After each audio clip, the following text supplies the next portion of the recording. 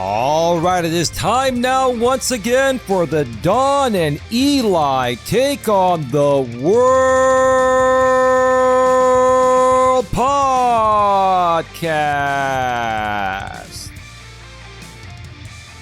My name is Elias Melas, but you can call me Eli for short.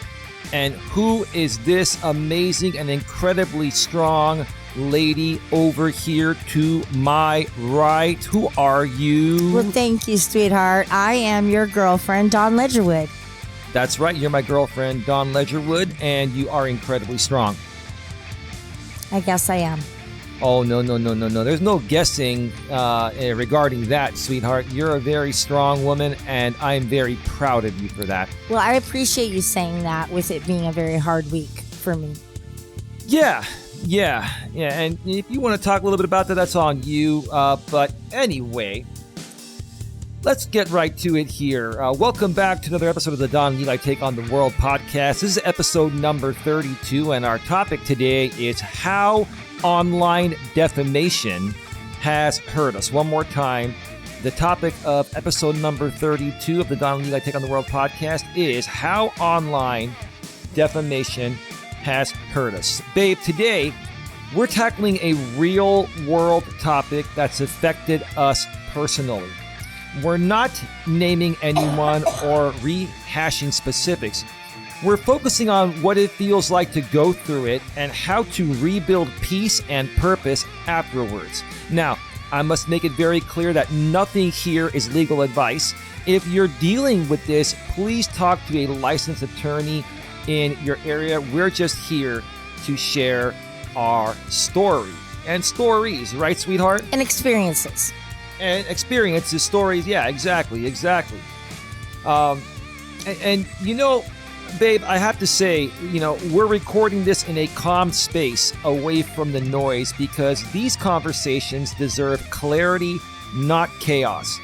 So everyone grab a coffee and, take a breath and join us as we unpack what defamation really does, not just legally, but emotionally and creatively. Ooh. Yes. Wow. Great intro, huh, baby? Yeah. Tooting my own horn, baby. Yeah, because you're saying at the end it's affecting your cognition. Yeah. And how you think and now you're going to act. Yeah, exactly. Yeah, and some people have cognitive dissonance. They've said that about me, but I think it's quite the contrary. But anyway, before I go on, yeah, I have really realized in life that people, even if they want to point out an obvious problem you have, it's typically because they have that same problem. Yeah. And they want to make you the spotlight of that problem and not them. So that is my personal opinion. And that is what I've seen happen. Well, in other words, aren't you saying, baby, that people that are doing this, people that are defaming people on the internet as their content, and for profit, are you saying that they're projecting their insecurities per Absolutely. se? It's all projection. It's a big projection of their of how they see themselves. Yeah. I agree. Yeah. And I've been saying that for years. I mean, I've been with you for over 4 years now, and I've been doing this for over 8 years on YouTube. And I've been saying this for 8 years, but during the 4 years we've been together, how many times have you heard me referencing to people projecting their insecurities, especially on the internet? There's no number. There's no number. Yeah. It's astronomical. It's astronomical. It happens literally every day, like 3 times a day. Because that's how bad it is out there. And it's not only what's happening to him. That's not what he's telling me about. He's telling me what's going on with other people that are being subject to this kind of, it's exploitation, baby. Yeah, I would say exploitation. I was looking for the right word, but yeah, exploitation is probably the right word. It's purely exploitation for one motive, profit. It's the way that a lot of creators are creating drama content. They're picking a target. And then, they're defaming that creator that's, their target. And they have to keep making up the defamatory lies, the lies, because the defamation is a false statement stated as fact, right? And they have to keep making those lies to keep the audience around and for the audience to donate. And when they don't defame someone's character, it's crickets. Yeah. It's you. All you need is to say it and it to hit one person to ignite the flame to then now you're a full blown fire of all of your little minions and everything is feeding in to what you're putting out into your feelings, which is nothing but projection. So then that leads into the community pushing off their own projections on you as well. And so it's like now you're coming with the one that the actual person on the show is putting out. And then you're getting all these other accusations and defamation type comments down in the comment section. So it's not just one individual. It stems off to the whole community. Oh, that's absolutely right. And that goes within just personal offline accounts. I mean, like how far does how quickly does a rumor start in like a small town or even a larger town? But you know what? Most of the times in larger towns, you still have your own community that you see every day. You know? And the internet, everybody has the internet on their phones, laptops, desktops, other devices. It is so much quicker and easier to spread defamation on the internet than in the real world. Yeah. So it's a big problem online. I have an example of that. There's a gentleman that lived in Hollister. I wasn't a very good friend of him, but I knew him. And he had a drug problem in his youth, not in his adult life. He cleaned up, got rid of that. But people started bringing this up and starting to use this against him, that he actually was not able to get a certain job that he was applying for based on the fact that people no longer call for references. They go straight to social media. And what people were saying about him reflected something that a job would think is inappropriate. And so, and I know this just through word of mouth from like 2 to 3 people. Was it what other people were saying about him or what he put out himself? Yeah, well, see, and then people were saying things about him because he couldn't get his job. They were saying, oh, now he must be back on meth and doing poorly and all this stuff. So from that, it started a rumor throughout the whole town that, let's say, so I'm going to just, Joe Dirt is out there. And that now becomes a rumor that he's withdrawing and he's like, they're making excuses for every action and they want to blame it on his addiction. Let me ask you something. Was he doing meth and drugs previously? In his childhood. But like I said, he got clean and now this is happening in his late 20s, early 30s. Okay. And see how one mistake and it gets documented like that.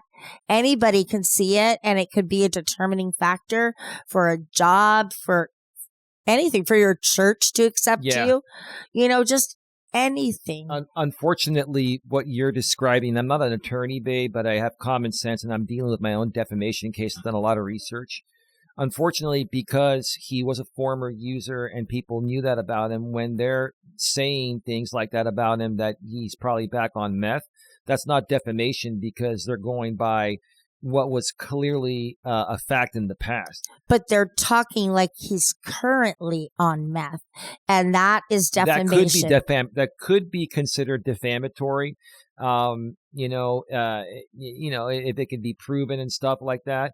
Sure, he'd have to prove that he's been clean for a while. He'd have to prove that, he went through rehab and that he has a psychologist. That would be an interesting case. Yeah, and like I said, he's like a friend of a friend of a friend. So he's not even a friend. But so I don't know all the details to what he's done as far as his recovery, what he has continued in his recovery throughout the years, and what he has to prove that he's not that person anymore. And being a person of having to prove that I'm not the person I was many years ago, or I'm not the person that made a mistake. It's like, yes, I made the mistake, but myself in my normal state would not have made that mistake. And then those things do catch up with you. I am still hearing about certain situations in my divorce from, 20 years ago.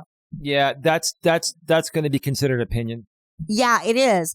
But it's something that does put like, it characterizes you as something. And so, yeah, that necessarily might not get me not hired from a company, but, it is putting it out there, and it's not anybody's business. No, that's not going to affect you from getting hired. Those opinions are not going to pretty much hurt you. But, talking about drugs and stuff like that, people are going to think twice.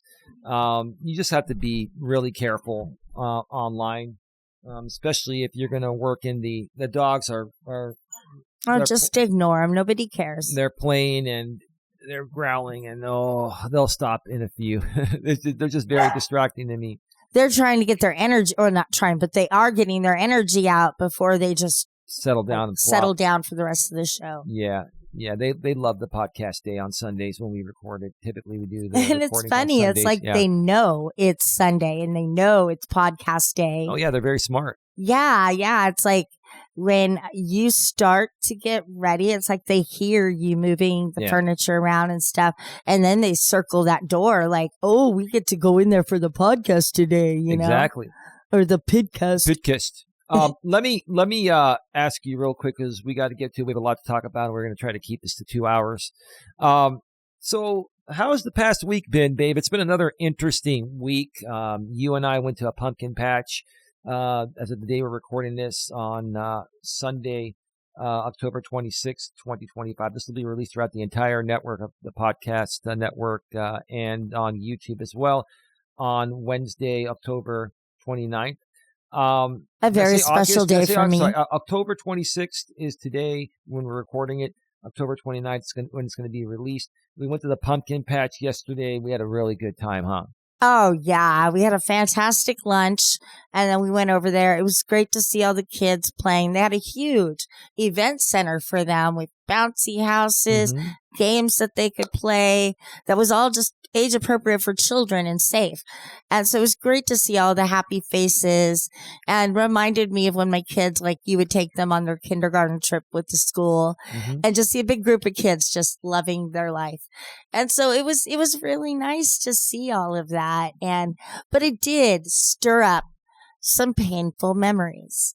Because of course I did that with my children, and then, just to think, like that's all over in my life. They're adults. I don't need to take them to pumpkin patches, but it is a part of my life I miss. You miss it. Yeah. Yeah. As a mom or dad, like when your kids go away and you have that empty nest syndrome, like those are the little things that you think about and you're like, oh, I really miss those, and, yeah. So I don't know what I was getting. Oh, I was just getting at how you got to talk to the mic. I know I had to pick something up. It's okay. But talking about the week, and so that caused emotions. I had a phone call with my brother, and which brought up some emotion as well. And so it's just been an emotionally drowning week for me. Draining. Well, I still felt drowning. Oh yeah, you felt like you were drowning, but it drained the hell out of you, huh? Oh, yeah, and I couldn't breathe. I was underwater with all of the... Figuratively speaking, of course. Of course. But that's what it felt like, throughout the week. And now I'm anxiously awaiting my therapy on Monday.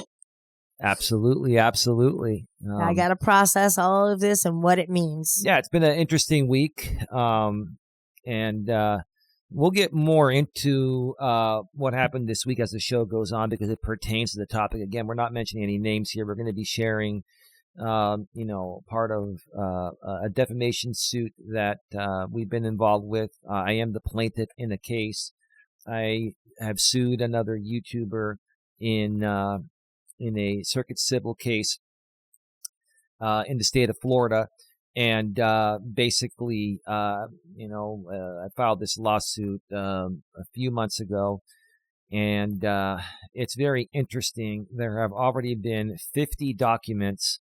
around 50 documents filed in this case, and we'll go into it a little bit more as this show goes on. But I want to start off by. I asked the Google AI a question, and I want to read the answer here, and we can share our thoughts here because this is very important. The question I asked was, has social media caused a rise of defamation suits? And the answer, babe, is Yes, social media has caused a rise in defamation suits due to its speed, reach, and virality, which make it easier and faster for damaging false statements to harm someone's reputation. The internet has fundamentally altered the landscape for defamation law by amplifying the scale and persistence of false information. Mm-hmm. What do you think so far? I agree. Makes a lot of sense, huh? Mm-hmm. Key factors connecting social media to the rise in defamation claims: rapid and widespread publication. Social media enables anyone to instantly publish information to a potentially global audience with minimal effort. Unlike traditional media with editorial oversight, false information can spread widely and reach millions of people in a viral moment. Yeah. Absolutely, huh? Absolutely. Yeah. Amplified harm. This is what we're dealing with on our end. That's why we're in court. The speed and scale of social media can cause significant and widespread reputational damage in a very short amount of time. This makes a defamation lawsuit a more attractive option for those seeking a remedy. Mm-hmm. Absolutely. Yeah. And that's why, I sued, because my situation, I've been getting defamed by this particular YouTuber. Again, we're not mentioning names, but I've been defamed by him for at least 6+ years, probably longer. And it's gotten to the point of where, this person has continued to use my name and likeness to, stir up audience engagement. He has an audience of people primarily that are there for defamatory content on me. And when he doesn't do defamatory content on me, his numbers and donations are lower. And I just, I finally got to the point of where, I was tired of being a victim. I was tired of being Mr. Nice Guy. I'm still Mr. Nice Guy, but it is affecting our growth. It is affecting our reputation from people. It is affecting people to be able to trust us when we're some of the most trustworthy people on the planet. Yeah. Hey, people are entitled to their opinions as long as their opinions are stated as opinions, and as long as they're not accusing us of criminal activity that we've never been accused of or convicted of, right? It's just asinine. But anything else you want to add? I just want to say that I don't know how anybody could have that much hatred in their heart for one individual that every day they focus on tearing that person apart, whether it's based on his past decisions or his current decisions on what he has to say.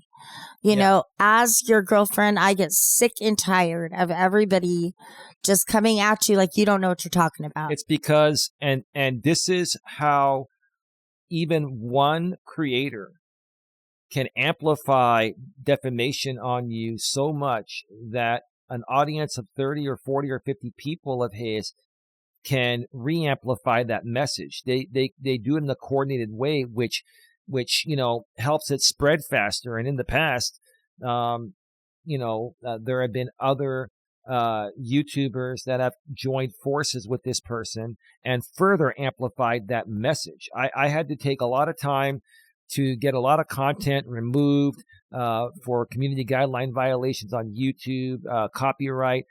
This person has massively infringed upon my copyright. I also filed 2 copyright claims board cases earlier this year. One he opted out of, because you can opt out of a copyright claims board case, and forced the case to go to federal court. The second case, I just dismissed it without prejudice. And I basically wrote in that case that I reserve the right to file this case in a federal copyright court within the next 3 years, which is the statute of limitations. So, I took a lot of time for me to assert my rights. Then this same person, after I filed those copyright cases, ended up trying to get a stalking order on me in the state of Florida. And you were a witness of mine on that case, and you were going to be, but there were no witnesses that came on because after about 20 minutes or so, the judge knew that I did nothing wrong. the judge in that stalking case that this person I'm now suing for defamation, the case was dismissed. It was dismissed without prejudice. That means he can refile, but he needs to have, information that would qualify for stalking, and he presented everything pretty much, and he doesn't have that. At the same time, in the defamation case, I'm suing him for malicious prosecution regarding the stalking case. I know it was filed with malice. Abuse of process. There's another aspect. We don't have to get into that today. And then also, this has caused me a lot of emotional distress, and this is intentional. I'm suing also for intentional infliction of emotional distress. It's been a very, very long and draining ride. I'm a strong person. I've found ways to survive through it, and so has my lady Dawn. When Dawn and I first got together 4 years ago, and then she started creating content with me about 6 months later, audio only, without her name. And then we put her name out there 6 months after that. About a year after we were together, you were doing full-blown audio and video content with me. And then they targeted you for a while. Yes. They targeted you for a while. They tried to get to you to get to me. And it's just been... They tried to pin my family against me with making my decisions about him, and it's been primarily this one person that I'm suing now, and he has other friends that are, I guess you can call them YouTubers if you want, that were starting to amplify the message on their end. It was like nonstop for a while, every day, if not almost every day. Yeah. It was insane, huh? Yeah. I mean, but you did, before I went on and moved in with you and stuff like that, you had already mentioned my daughter's name. And I say this only because then you had to go back and use every sense of her name that could come up, and you had to block it because these people were attacking me through my daughter. Well, they were doing that to get to me. Yeah. I don't think their intentions were to ever hurt you directly, but it did hurt you. And even an indirect hurt using someone to try to get someone else is going to hurt them. And they played it up because they wanted the reaction for the content. But let's continue here. Increased opportunities for defamatory posts with billions of users, platforms like Facebook, X, and TikTok, and also don't forget YouTube. Create constant opportunities for false or harmful posts, comments, or videos that can damage a person's or business reputation.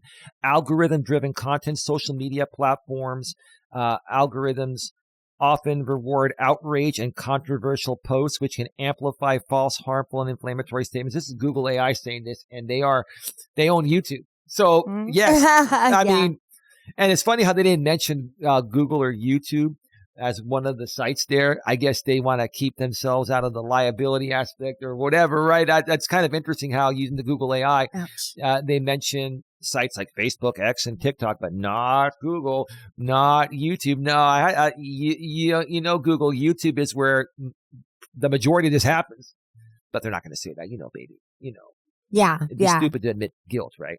Yeah. But yeah, these algorithms, they reward outrage. And Chris Cuomo, that we watch Monday through Fridays on News Nation at 8 p.m. Eastern, 5 p.m. Pacific in our neck of the woods, he's been talking about this outrage on social media that really needs to be put more under control. And that's why I think over the next several years, we're going to see a reform to Section 230 of the Communications Decency Act, which basically gives immunity to the social media platforms from being sued. Regarding, amplifying outrageous content. It's up to the individual creators to take their own action. If someone's defaming you on their platform, you can't sue YouTube over it or Facebook. You have to sue the person directly. I do think that these social media sites, though, need to be held accountable for what they amplify. Yeah. And, I want to go back to something you just said on Facebook. you're not going to get so much kickback on Facebook because you're choosing your friends. Correct. And so with YouTube, you cannot choose who's going to view your content and who isn't. So that, then you're opening up more of a Pandora's box than you would with Facebook, I think. I mean, here's the thing. On Facebook, you can post things publicly and then the whole world can see it. But most people, I got smart. I stopped putting everything publicly. I put some things public and other things that are more personal and more private. I leave it to friends only. I leave it to friends only.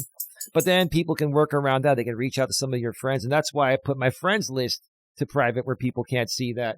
Exactly. Yeah. Because, you could be blocked on somebody's page, but then you can go through somebody else's page and see to get to them. Yeah. And then you reach out to them. Can you send me a screenshot of what Eli has on his timeline, on his wall on Facebook? And oh my God, don't even get me started on how people want to take what's said in the community and use it against the creator.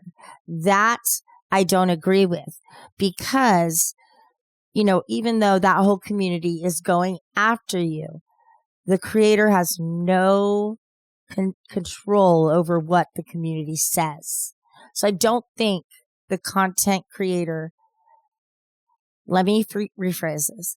I don't think a content creator that, will get a little bit of that into their comment section, but the one content creator that can ignore that or can say appropriately how to they're handling that situation and shut it down, that's the best way to do it. And the problem is that 90% of the population are doing it the other way. Yeah. I mean, you're saying, who's responsible for comments made in the comments section? Is the individual person who puts the comment. Yes, but also the creator has some responsibility. Now, they have the responsibility to let their audience know, I'm not going to accept this in my chat. Right. Now, if somebody makes a defamatory comment on a creator's posting, let's say about me, let's say a creator puts out a video, whether it's on me or whatever, and then there are people in the comments section saying something defamatory. That's not technically, his fault. He's not saying it. Someone else is saying it. He has the option to moderate it. Some of those creators, they just won't moderate it. But if those creators respond to that comment and agree to it with their known account, that's a screenshot that proves defamation right there. And in many cases, if it's something over accusing someone of a criminal act that they didn't do, that's defamation per se, which is clear-cut defamation that is provable within itself. Well, I'm talking about stupid situations like something's being said in the comment section and another individual says, oh, that's funny, ha ha. When then that person that was being talked about says, oh my God, you're disgusting because you laughed at what they said. That's, and then they want to attack that person who is innocently just reacting to what they read. And it's stupid. It really is. It is. It's grasping at invisible straws. Well, they do it for attention and to get the outrage going, to get more attention. Really, and then they want to make money off of it. And the bottom line is really how much are they getting of an audience? They have their same audience that's doing nothing more to help them. But then after a while, these creators that are used to talking about you for years, they're still making some money, maybe not as much as they were making, but it more so becomes a control issue, like them saying, you're not going to silence my freedom of speech and I'm going to talk about you, all I want. They make it about control. When these types of people, and I believe, in my opinion, these people are very narcissistic, okay? It becomes also about control. When they feel like they're losing control of their target, they start to amp it up, and they start to even do stupid shit in the middle of litigation. And that's how it's been. Well, and that I think for everybody that goes into a court case, there's always going to be nerves. There's going to be, that feeling in the pit of your stomach, the unknown, what's going to happen. Just the mere fact you've never been in front of a judge is scary enough. So I understand a few blunders, but what happens with these people is that they have not had to respect any authority in their life. And so they talk back to the judge like they would talk back to their parents who they're offering no respect they're to. They're very entitled. They're raised to be very entitled, and they never accept responsibility, and they've never been hurt. They've never been held accountable for their actions, which is what I'm trying to say. The problem is it's an accountability issue. Yes. Don't you think? Yes. Now, let me continue. Difficulty of retraction. Once a defamatory statement is posted online, it can be extremely difficult to fully remove it, even if a retraction is issued. The permanence of online content means that the harm to a reputation can be long-lasting. It's taken me literally at least a couple years of trying to get things removed straight. And there's still some stuff out there on me. It's not as bad. A lot of it has been removed, and it's a lot of work, and it will all never be gone. Now, listen, I've made some mistakes. Some things about me said are true, but a lot of it is very defamatory. And that's the stuff that I want removed. The stuff that I've done that I'm not even proud of, fine. I make mistakes. I don't care about that. I care about defamation. Exactly. It's like my situation. I've been very open about this, and I've had a drinking problem in the past. And I did receive 2 DUIs. And I take ownership and responsibility for my actions. They were wrong. And I served the punishment for that. These people are now trying to exploit that and expand it and be like, oh no, you got 3 DUIs and you're lying to the rest of the world. That's defamatory. Mm-hmm. And all I say to them is, show me your receipts. Yeah. Show me the proof that you see I have these 3 DUIs. Right. And here's the thing. They have stopped that ever since I filed my case, because they know you're my lady. And some of these people that were saying that in support of the defendant that I'm suing, if we end up going to trial, that they may end up being witnesses or otherwise. And all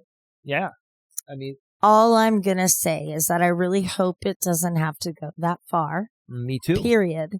But if it does, and I'm a witness, they really don't want that to happen. Oh, absolutely. You're absolutely right on that. They don't want me on the stand. Right, because you're going to, listen. That's not a threat. No. I'm just saying. Now, here's the thing. You're not plaintiff or defendant in this case. No, I'm just speaking of whatever bullshit out of my ass. Either, but the bottom line is, you're going to be like a character witness, and the bottom line is when you have a group of people, when there's one main creator that's like the ringmaster of defamation in that circle, right? And then the rest of them are just amplifiers, and they do their own content as well, and they just amplify the main creator's message. Once the main creator is held accountable for their actions through the court, maybe through an injunction, a protection injunction, right, to stop the defamatory stuff, and maybe some possible punitive damages, monetary wise. Once they're held accountable, typically the rest of the group will just fall apart by the wayside. Yeah. They'll just fall apart. So, that's why, in my opinion, if you're struggling with this, if you have an issue, first of all, contact an attorney. I'm representing myself pro se. I can't afford an attorney. At least get advice. Even if you have to go to like student, law students, they put on free, consultations, basically. Mm-hmm. They work under a licensed attorney. And what harm is that to go sit down for an hour with 2 people that are actually studying the law and get some advice? Some schools might do that. It's hard to get into that typically. Stanford does. Well, typically they will do that for disability cases and stuff like that. But for a full-blown civil defamation case, it's going to be harder to find that. You can get like Legal Shield or a company like that and pay them $40, $50 a month or whatever their membership is right now. And they can give you, some advice and review your situation. But if you need an attorney for the case, it is going to cost you either that, or you figure out a way like I did to file it pro se. I've done a lot of research, and for most of you out there, I don't recommend going pro se in a civil case or in any case. It's a lot of work. But in my case, I can't afford the attorney.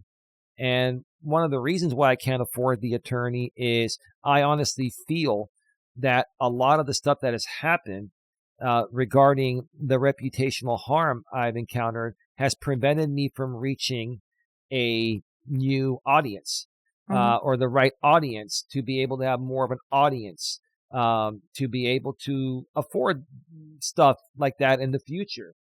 So, and I'm not suing for monetary damages. I'm not suing for loss of income. I'm suing for reputational harm and intentional infliction of emotional distress. I'm suing for general non-economic damages, more so like an injunction to stop the defamatory behavior and then hold the plaintiff accountable, with the court retaining jurisdiction for life. So if the defendant continues to defame me, down the road, once the case is over with, I can, file again, and then there will be some monetary penalties. Also, you got to look at, punitive damages. If someone has egregiously and excessively continued to recklessly disregard, the truth about you, and exploit it, punitive damages may be awarded by the judge or the jury, and that could be in the tens of thousands or even the hundreds of thousands. So, but yeah, get your own attorney. Consult with an attorney if you're in this situation. I'm just being honest and saying I can't afford the attorney. So hey, sometimes you just have to do it on your own. It's not like when you get arrested that they don't just give you a public defender. Right. You have to do this on your own. Right. It's either that, or allow if any particular people are defaming. Now, if somebody says something once or twice and then they stop, that's not worth it. But when you have someone that's been monetizing your name and likeness based off of defamation or defaming you for 6 to 8 years straight, at some point you've got to take action. You have to. Let's move on. Growth of misinformation, false conspiracy theories, and misinformation spread on social media have led to credible defamation lawsuits, such as those related to the 2020 election. Anything else you wanted to add? No, I just want to put out another clear point of defamation that is very dangerous that's going on, is when you accuse somebody of being a pedophile. And then you make that public to their community and people around them. That is a dangerous situation. And the person that's doing this can and will face jail time. Well, not necessarily. No. I looked into that. You would think they would face jail time for that, but it's very unlikely that a civil circuit judge is going to criminally punish someone for this. What they will do is punish them with punitive damages. Yes. Yeah. I do. I am saying that they should go to jail. They should go to jail for that. Yes, they should. Based on information that I've gotten from my therapist, yes, there are cases that they do put them straight in jail because it is that dangerous. No, it's at the discretion of the judge. Yeah, because if like somebody is down at, let's say, the park, and they're walking around handing flyers out to families, that's dangerous. You don't know those people out there. You don't know what's going to fucking snap. Somebody could then come back with a gun and shoot you. Sure. And that's like, really, in the world, is that what we're looking for? I think we're looking for more peace and in this world. One can only hope, right? Yeah, we need to come together as human beings, not as political parties. You're right. You're absolutely right. Let's continue here. High-profile examples, numerous widely publicized cases, including those involving politicians and celebrities, have demonstrated the legal and financial consequences of making false public claims on social media. This has drawn more attention to defamation and likely encouraged more people to sue. While statistics suggest a nuanced picture of overall defamation filings, the increase in high-profile cases and the specific factors introduced by social media clearly indicate a significant and evolving trend in defamation suits. People are using defamation to create outrageous content where people drop everything to tune in. If it's a live stream, they'll tune in, they'll donate on YouTube. If you're monetized, you have super chats, super stickers. You can put out your Cash App or PayPal. it all leads back to exploiting that person illegally for money. That's the bottom line. Mm-hmm. Yeah, I agree. If you're going to do fair use commentary on someone every now and then, as long as you don't defame them, that's not a big deal. Also, fair use allows you to use small excerpts, not rebroadcast an entire person's 1 or 2 hour long live streams to an audience, creating a watch party for an audience and then inciting donations. You're basically commercializing their own content. Mm-hmm. And I've been dealing with that with this same exact person that, I've sued for defamation, intentional infliction of emotional distress, malicious prosecution, and abuse of process. And he's actually also violated my right of publicity, which I could have sued for, but I decided to hold off on that at this time. And there are certain reasons for that. I'm not going to go into that here today, but my right of publicity has been severely violated. But him using my name and likeness is going to go more so to prove, malice intent. This is intentional defamation with the intent to draw in the audience, create outrage to draw in the audience, and then to incite donations. And there's plenty of proof on that. Anything else you want to add before we get to the questions here? No. How many questions do we have? There's a bunch, but do you need to go use the restroom, or do you want to go? It would be better if I start. If I go to the restroom before you start. Okay, because we got, if it's like 25 questions, yeah. When you get back, we're going to have about 30 minutes to go through like 15 questions, and we don't have to get through all of them. I have them all written down here. But when you get back, we'll do a half an hour of that, and then we'll go to the Reddit postings. These are going to be very yeah. And just a suggestion in the future is maybe when you have the questions there, bullet point the important ones first. Oh, I have that in my head. Yeah, okay. Oh, I'm ready to rock. I'm going to ask you them in order of importance in case we run out of time. See, we think a lot so much. Absolutely. High five to you. Let me turn up the camera here. Okay. What if they want to see my pumpkin dress? Oh, you want to show them your pumpkin dress? I showed them my other Okay, you ready so for that? Let me turn it back on. For the people on the YouTube end of things. Okay, there's her pumpkin dress. There's little pumpkins down there. I turned it off already. Yeah. So anyways, I told y'all last week that I had my other Halloween dress on and I would wear this one. So I just wanted to show y'all really quick. We're in the spirit. Alrighty? I'll be right back. All right, fantastic. You look lovely. You look fantastic. And I love this background thing. All right, while Dawn goes and takes her first break here, let me remind all of you that are listening to us on the audio-only podcast networks such as Spotify, Apple, Spotify, Amazon Music, My Lady's Favorite iHeartRadio, Amazon's Audible. We're also on YouTube's Music, and even the rest of the podcast networks that are not as popular. They're not known as well. But if you do a Google search for the Don Lee Like Take on the World podcast, you'll find everything there. Typically, iHeartRadio and Apple comes up towards the top. So if you're listening to us audio only and you would like to view the dog just bumped his head on the table. I hope he didn't get a lump. Oh, poor guy. He's doing all right. If you'd like to view the video version, you can go in the description section of wherever you're listening to this audio only. There's a link there to that same episode's video version on our main YouTube channel, GNA, Genuine Personal Development. GNA stands for Genuine Networking Association. It's my organization that I started back in 2011, and now it's completely online. You can find out more by hanging out with us on our YouTube channel. You can learn more about our organization. We're about helping people with their personal development and self-improvement, self-help.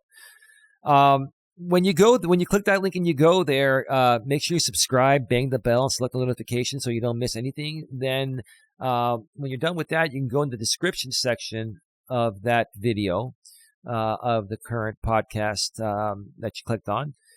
And go a couple lines down, you will see the link to our secondary channel, GNA2, Genuine Live Personal Development, where we go live almost every day, if not every day. I do Walking with Purpose streams. They have a topic, but they're also informal as well, where you can ask any questions regarding personal development, self-help, personal improvement. You can talk about politics. You can talk about whatever you want as long as you're respectful. We'll have a conversation live on the air, and I'll share my feedback. Sometimes Don will join me on these walks, and sometimes we even do some in-studio streams, in similar format as you see on this podcast. But instead of pre-recorded, we do those live on GNA2, Genuine Personal Development. So make sure that you subscribe there as well, bang the bell, and select all notifications so you don't miss anything. Don is back. I am back. Thank you. All right, I'll turn the camera back on. I think we're in sync. Yeah. Looks good.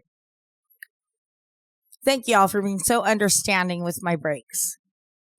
Absolutely. All right, let's continue here and get into some questions from segment 1. What it does to you, being defamed. Let me ask you, babe, when did you first realize that words online could cause real world harm? When I met you. Okay, we can leave it at that, huh? Well, seriously, because I met you, I was just a Facebook person, and Instagram and, that kind of stuff. I didn't see the destruction of what YouTube can bring to the world.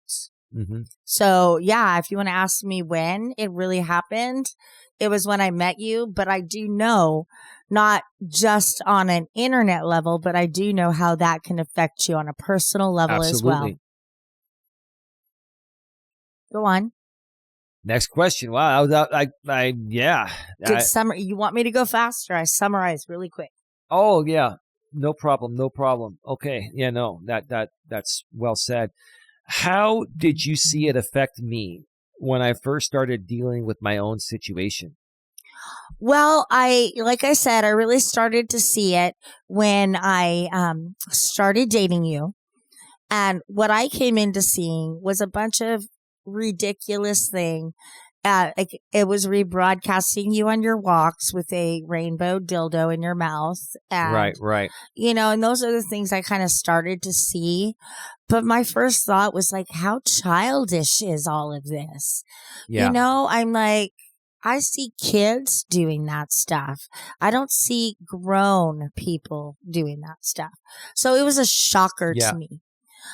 It was maybe the quality of their defamation that I was most shocked at, because the quality of their defamation. It was so juvenile. Is there such a thing as quality of defamation? Well, I love you. You come. Well, up with some I'm saying it in the babe. fact that the way that they did it is low quality defamation. If they really want to get shit done, they would have went much higher. There are levels of doing that to people. So you're saying they're stupidly defaming me? They are. They're defaming you, but they're doing it in the wrong way. Is there a right way to defame someone? Absolutely. I mean, come on, baby. There's a right way in how you say things so that they don't come out as you defaming them. Well, then they wouldn't be defaming. You're saying that there's a better way to say things to avoid being defamatory. Exactly. I think that's those what you're are the saying. Different levels or different lines, I might say, is better. Different lines. Yeah, you can state things as opinions. My opinion is, this, and this and that, right? But my opinion is you're a loser and you're ugly. Yeah, but if you say that you believe someone is a thief, for example, right? When you say you believe someone is a thief or a pedophile or a pedophile or whatever, rapist, that is making a factual statement. And if it's not factual, it's defamatory. Yes. Yeah, it absolutely is. It's like saying like a parent could be sexually violating their children, but it's not. It's actually playful banter between parents and kids and things that you do there. And then the people that misinterpret that and they continue to say those things, and people then start to look at that video in a different light. Right. They then look at it as being pornographic versus being it creates innocent. Reputational harm is what you're saying. Yeah. Right. Yeah. They go in, their eyes go in already looking for the problem in the video. Not going and looking at it with blind eyes and saying, oh, that's really cute. Yeah. No, absolutely. Absolutely. What was the hardest part for you to watch from the outside? The effect it caused you emotionally. When I first started dating you, I don't know if you were kind of putting up a little bit more of a facade about it emotionally affecting you. But now living with you, I really see the effects.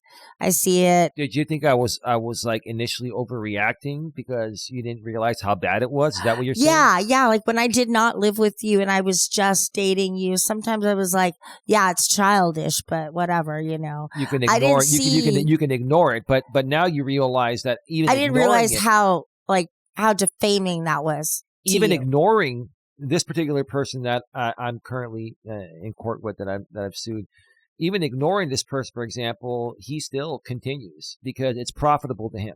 Yeah. His motive is money.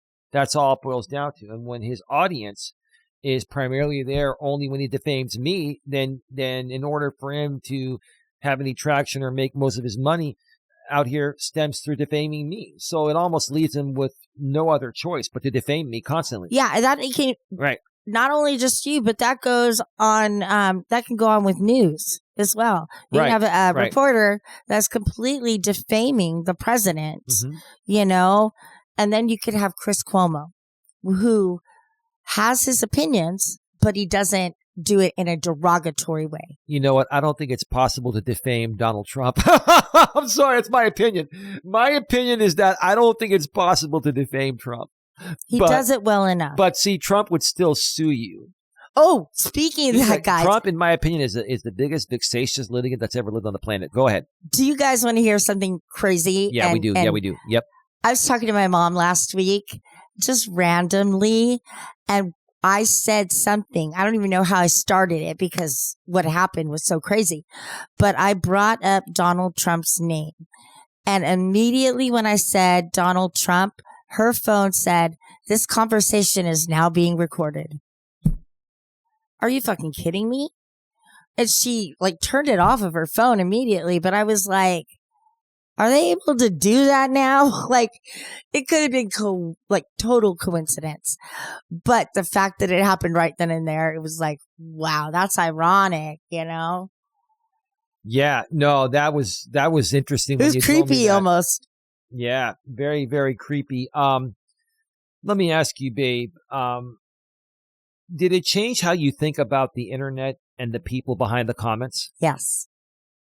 I developed a knowledge of people out there that are very, very sad, very mentally depressed individuals. In my opinion, I think they're mentally ill, baby. I'm not going that far because there are different levels of mental illness. Oh, absolutely. And I think these so I people can't, and like I said, I'm not a clinician. I cannot diagnose. No, you can't. Neither can I. Huh? Neither can I. I'm just stating an opinion. opinion. I'm just stating saying. An opinion. So are you. Go ahead. Go ahead. State your opinion, baby. Yeah, I'm trying to rethink the way I was going to say it before you interrupted. I can reread the question again. I can reread it. Did it change how you think about the internet and the people behind the comments? Well, yeah, it actually made me be disappointed in our world.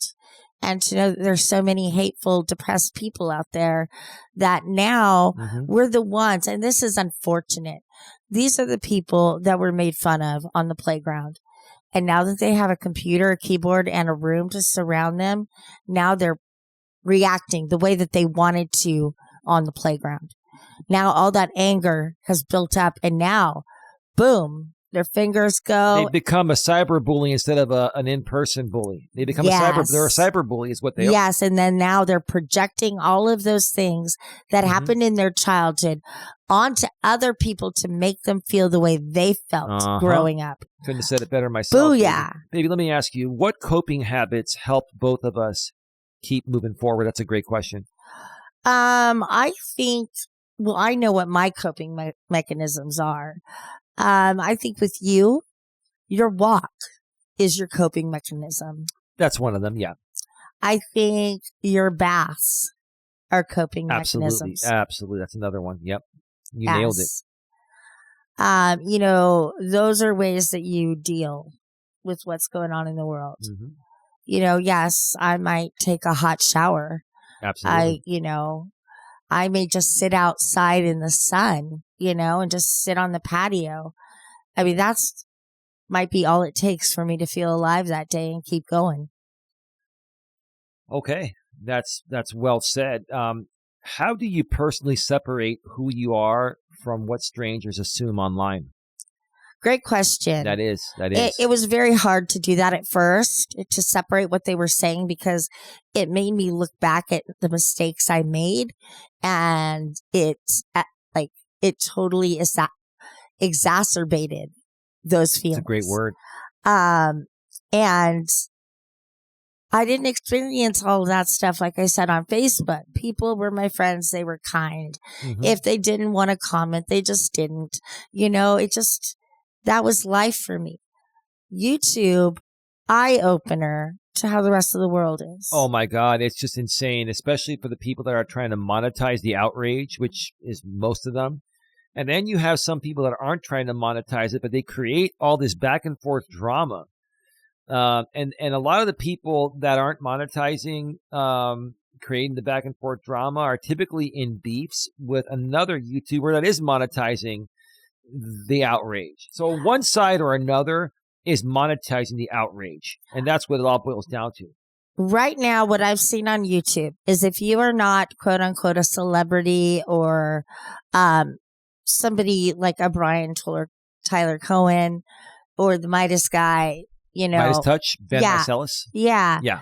I just think, most creators do find, people that they're going to riff with. I think that's what YouTube is for most people, but professionals are using it for the right platform. It doesn't matter if you respond to somebody or not. But if you're going to respond to a YouTuber, at least don't defame their character, and at least, hey, respectfully disagree. Or if you think something is wrong, call it out and say, hey, I disagree. Here's the reason why. But what I like about, I'm just using him off the top of my head, like Tyler Cohen. Yeah, I respect him too. He might get a fucking shit-talking comment in one of his shows or broadcasts, and what he does is completely ignore it. Exactly. Unless it's something he wants to bring to a head on the show to talk about. Yeah.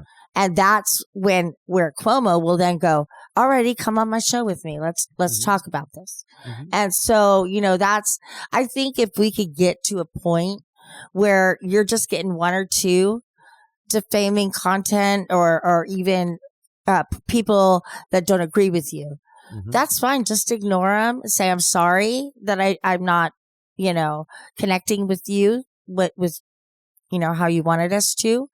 But, I'm sorry about that. Yeah, if it's not working for you, move on to somebody who will help you. Go and find another group that more so suits your needs. That's the right way to handle it. But yeah, there's no need to come at me and my community on our beliefs. Just because we want to be positive and you want to keep it negative, right? It's not only about being positive. What I like about Brian is, yes, he wants the positive thing, but he also does not take bullshit.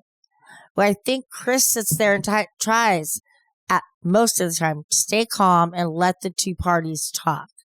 It's only when one of the parties gets out of hand is when Chris comes in. But usually it's very reasonable. Like Chris Cuomo on News Nation, they bring one person from the left, one person from the right, and they have a reasonable conversation for the most part. And every now and then he'll get one of those MAGAs on there, and the MAGAs just have to fight everything. For some reason, those MAGAs are a little insane in my opinion, but hey, that's our opinion. That's our opinion. But anyway, let's move on to segment 2, babe, the case and its impact, okay?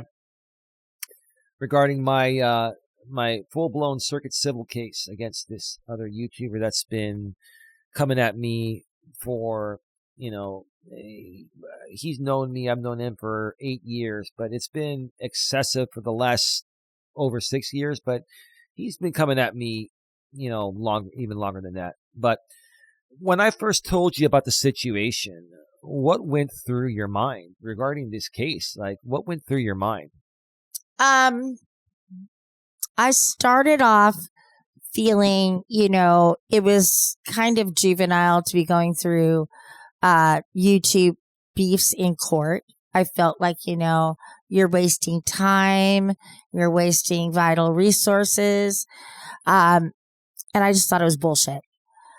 But you thought what he was doing was bullshit, not my case. No. Yeah. What was going on was bullshit. That. Yes. No, what was going on was bullshit, not your case. Yeah. But now my feelings on that are it's absolutely something that needs to be done. It's not even a responsibility aspect, as more as of accountability. Being responsible for your own actions and admittingly taking that responsibility, having a clear mind to say, you know what? Yeah, that was kind of stupid of me. And, I don't want to apologize, which is fine. Don't apologize, but just move on and don't do it anymore.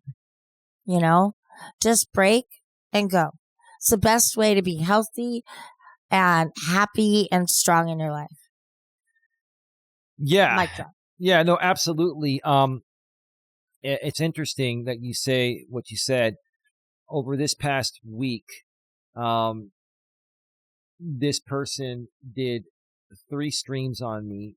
A couple of them, he put out some extremely defamatory stuff. If we go back to last Monday, I believe it was the 20th of October, he did a stream, basically put out an embezzlement. He basically, said that I embezzled money from the former insurance company I used to be an independent contractor for. That never happened. And he mentioned some other stuff, right? So I ended up filing a couple of filings. Number one was a notice to add more evidence because he has slapped me with an anti-slap. He's saying that I'm trying to violate his freedom of speech, which that's what everyone says when they're being sued for defamation. It's their only defense, right? He's trying to get the case dismissed before it goes into discovery, right? So I filed the suit. He filed an anti-slap motion to dismiss, filing. And that, in essence, it stalls the case. And then we now have to go and have a hearing to see if my case will survive the anti-slap / motion to dismiss. With that being said, and the court date January 9th, 2026 in the books, right? He defames me. I send him an email, which you're supposed to do this. I looked it up legally. This is what any attorney would do. Is I send him an email to correct the false factual statements. I basically gave him a notice to correct the false statements and to preserve evidence. Okay. Then I filed that with the court, because you have to file a proof of service with the court, but you email him separately, right? So he's been put on notice. I also made a filing, notice of evidentiary, filing for the anti-slap hearing of the defamatory stuff he put on that stream on Monday the 20th. So then he doubles down on Wednesday the 22nd. I believe it was Wednesday the 22nd. It was earlier this week. That's correct. And he basically just restates, for the most part, the same stuff. And basically said, I'm not going to retract anything. I'm not going to take that back. He basically just doubled down. Mm-hmm. Then on Friday, which was a couple of days ago as of the day of this recording, on Friday, the 24th, he did another stream. And he was very careful with what he said. Yeah. Extremely careful with what he said on that stream. And which reflected in. It was interesting because, in my opinion, he mentioned at the beginning of his stream that he got 1 or 2 $50 donations. I think it was at least $150 or $2 $50 donations, something like that. But he said that I'm not going to mention the names of these people. He said they're anonymous. And then, about a little over an hour into the show, he had brought someone on the panel, and they started going over my one of my filings. And after going over one section, he said, I'm going to end this show soon. And I'm thinking to myself, he hasn't gotten any donations. And that makes me believe if he wants to end this show already, when he could have gone through the entire, both filings, he could have added another 2 hours of the show. I don't think, in my opinion, I think he lied about those donations. And he didn't get any donations. So he saw the spigot going dry, and he's like, okay, I'm going to get out of this. Now, well, do you have something to say? Well, I don't necessarily think he's totally lying about it. I think he's keeping them anonymous. They're coming in through his PayPal so people can't see it. I do think he's getting some, but not $250. He may be getting... No. You misheard it. He stated at the beginning of his Friday stream, he stated that he got two $50 donations. $250. Yeah. Not $250. Yeah. 2 donations that are $50. I think it was 1 or 2. I think I may have heard it wrong, but it was a couple donations, right? I think it was totaling $100. But he didn't mention any names. And then he went into the second hour of the show. He was on for like an hour and 10 minutes, and he was going over one of the notices. And then he said, I'm going to end this show after this. And then the other lady on the panel started talking about something else, and he didn't even want to hear it. But what that's telling me is that the donations dried up. And we don't know for a fact. That's why I'm stating it as opinion. I think he tried to use those 2 large $50 donations, or however, I think it was 1 or 2. I can't remember exactly. I think it was 2. He tried to use those and say they're anonymous to stimulate more donations. And when he stopped getting the donations, when he wasn't getting what he wanted out of the show, then he exited, right? Because quite honestly, most people in this world, they want recognition for what they give. So they want to put it out there. Oh, yeah, well, I'm donating $10. They don't want to keep that a secret. The guy's in a civil suit with me. If he's going to defame me and then eventually capitulate, which is what I think he's going to do. Now, I could be wrong, right? That's my guess. He's going to try to capitulate before the hearing. And I'm ready for the hearing regardless, right? Yeah, because like with ours, I'm sorry to interrupt, but like with our donations, when people, they'll put, something like, great job, Eli. I really like the direction you're going in. He doesn't have Super Chat enabled on he's taking PayPal and Cash App donations. So he does not have, his channel is not monetized. Yeah. So they can't see what's happening publicly like a Super Chat would show that. So you can lie about that. And that's my opinion. My opinion is that I think he lied about that. That is, I'm stating that as an opinion because I don't know. Yeah. But based on him ending the stream shorter than normal and having all this other content he could have gone through, if he was getting paid like hundreds of dollars, he would have kept that show going for 3 hours. Mm-hmm. That's my opinion of that. Now, going into today, Sunday, that we're recording this show on October 26, 2025, the guy quadruples down and now creates a parody video of me about the embezzlement, singing me a song and using a cartoon version of my likeness, which identifies me. His audience knows it's me, and that's all that matters. And I believe he did that because he wants me to file another filing to make the court aware of this. And he wants to try to use that against me and say, well, this is parody, Your Honor. He's trying to silence my freedom of speech. He basically put out this parody, embezzlement, cartoon, video using his voice singing a song that he used the melody, the instrumental of R. Kelly's "I Believe I Can Fly." Remember that? I believe I can fly. I believe I can touch the sky. Yeah. And he's trying Space Jam. He's trying to make it sound like I believe you embezzled. And, that doesn't even rhyme, dude. Get more creative. Seriously,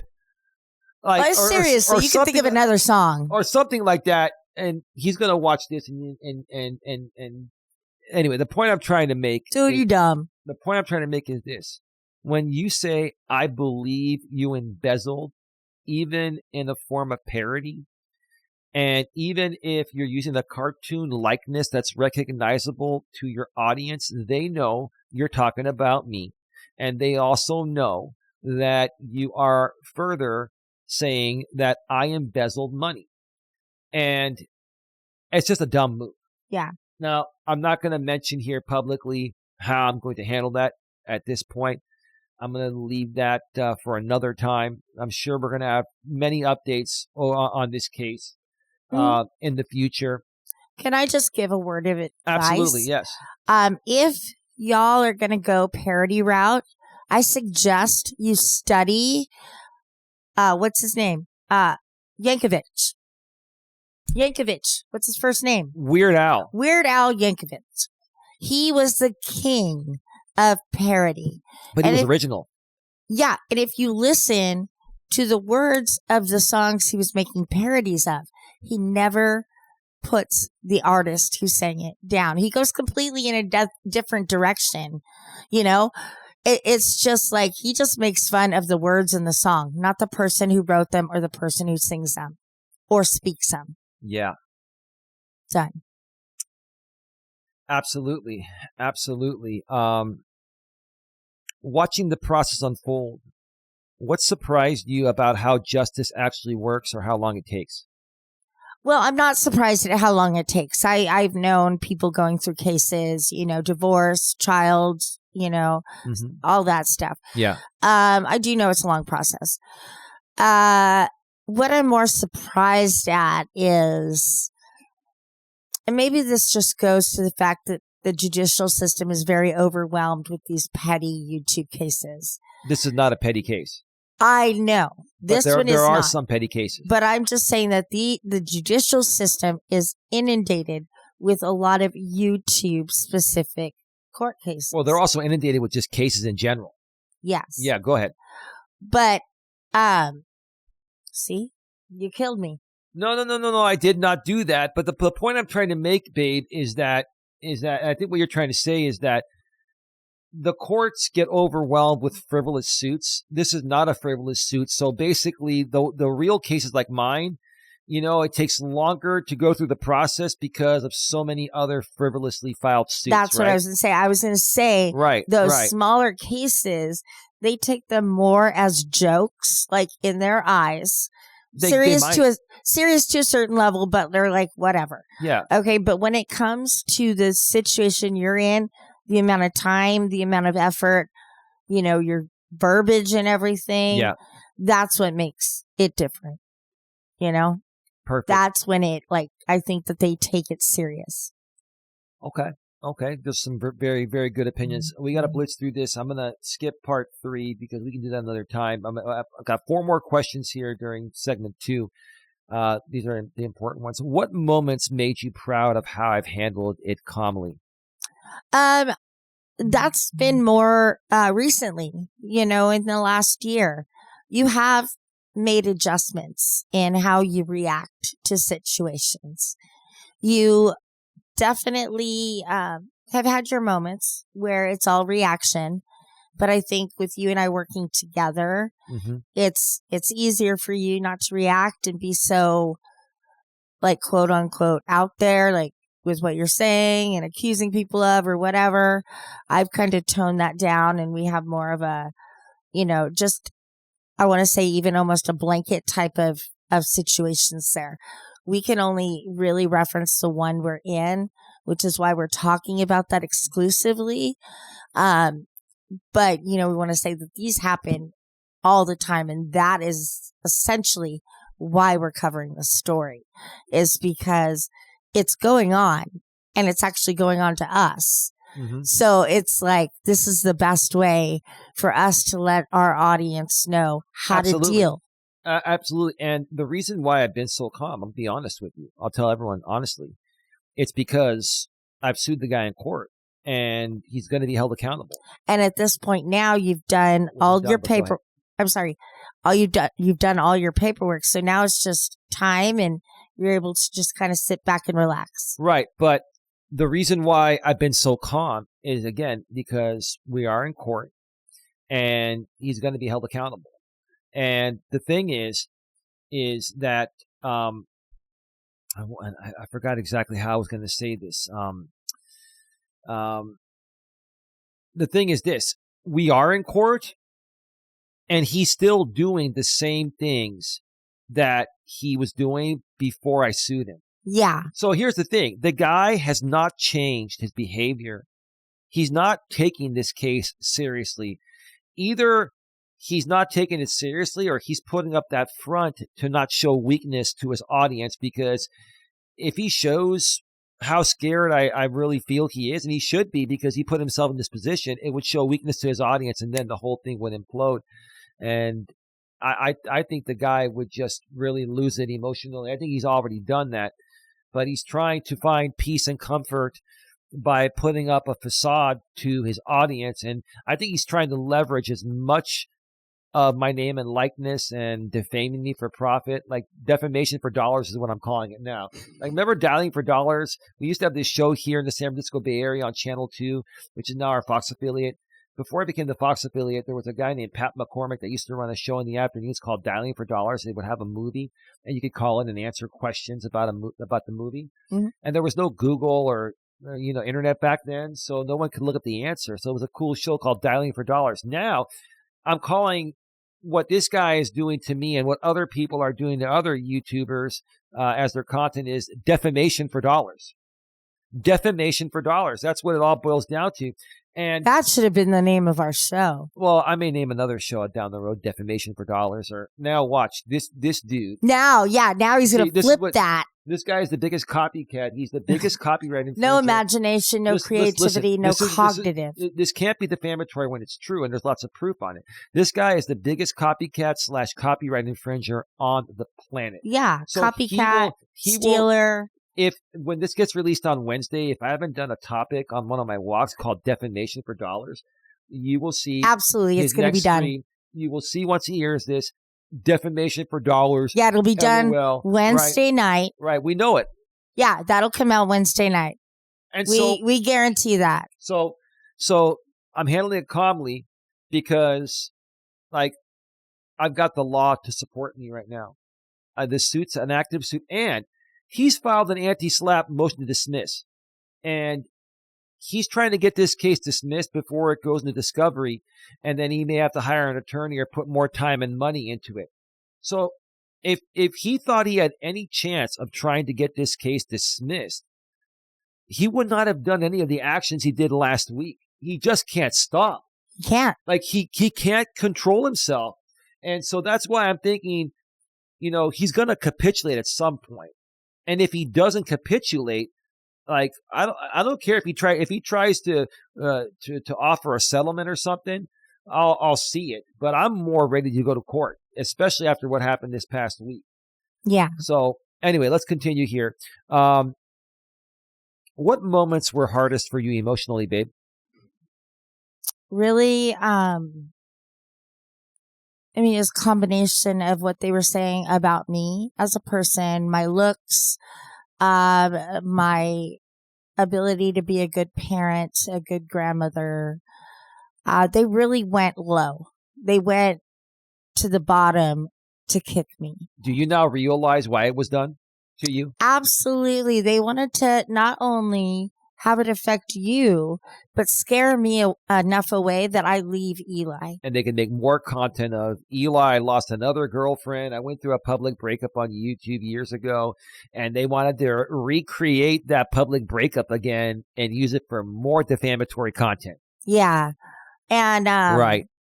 I've always put it out there. Y'all can fact check all of this. I've always put it out there. I ain't going nowhere. I have found the person that completes me, that something I argued with my brother over, but he has become part of my purpose in life, to continue what we're doing and helping people. That's the purpose I find in him. You have not become a part of my purpose. We both share the same purpose is a better way to put it, because I'm respecting you. I just think you escalate the passion. I think we both do, being with each other. We feed off of that.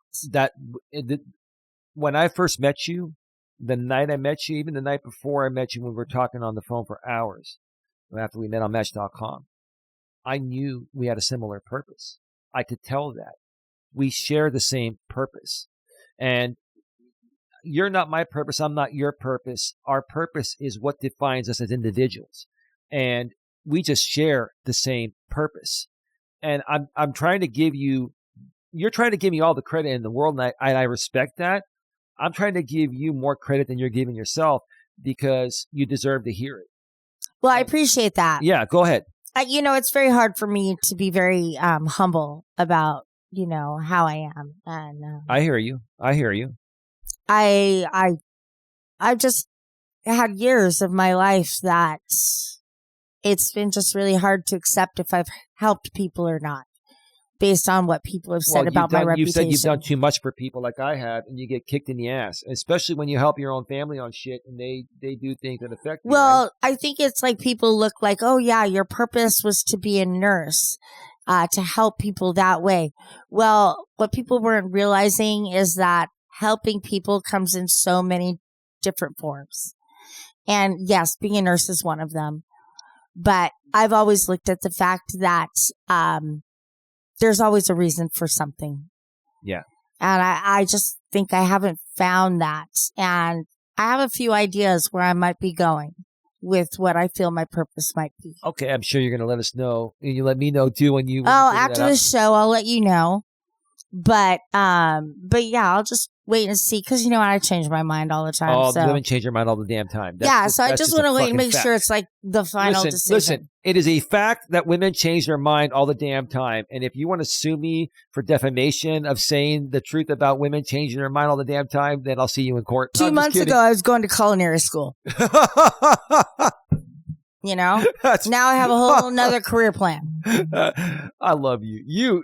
You are the funniest chick I've ever known. I was talking to my brother, and actually both my brother and my friend, and they were like talking about my coloring. They're like, well, maybe you could be a tattoo artist. I'm like, hey, that's another one.